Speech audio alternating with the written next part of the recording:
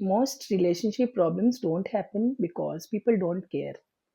They happen because people don't understand what they are feeling or how to respond to them.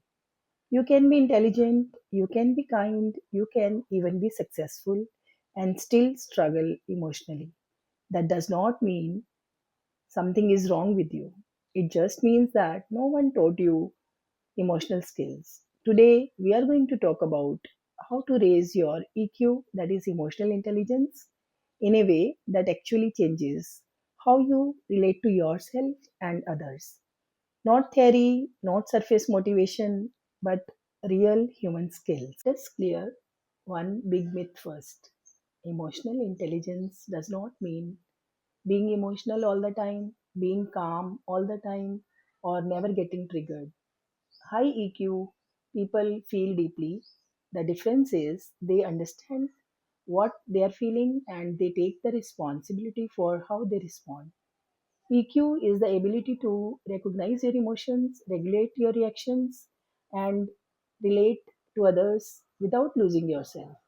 High EQ does not mean fewer emotions, it just means more awareness. It is difficult to manage your emotions if you are unable to name them.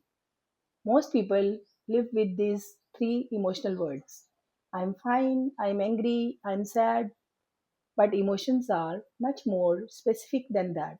For example, not just anger, but feeling dismissed, not just sadness, but feeling unseen, not just stress, feeling overwhelmed or unsupported. The moment you name the emotion, the intensity of it starts decreasing. So pause during your day and ask, what am I feeling right now? No judgment, just awareness. That is where EQ starts to develop. Low EQ reacts, high EQ responds. Reaction is automatic, response is conscious. Most emotional damages happen in the space where we don't pause. So instead of asking, how do I control my emotions? Ask, how do I slow myself enough to choose my response? Simple regulation tools: take a slower and deeper breath, delay your reply, especially messages, change your posture or your physical space. High EQ people don't react less because they are better humans, they react less because they pause more. Your triggers are not the flaws, they are the signals. When something affects you deeply, ask yourself, why did this hit me so hard?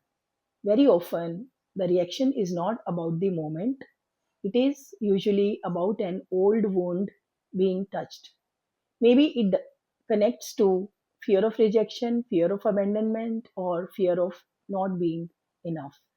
High EQ comes from curiosity, not self blame. Instead of saying, what is wrong with me? Ask, what is this trying to teach me? Your triggers point towards healing. You cannot regulate emotions in a hostile inner environment. If your inner voice is harsh, your nervous system stays unsafe. Low EQ sounds like, why am I like this? I should be better by now.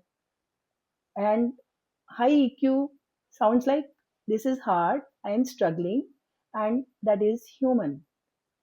Self compassion is not weakness, it is emotional safety. And emotional safety is required for the growth. Suppressing emotions lowers the EQ.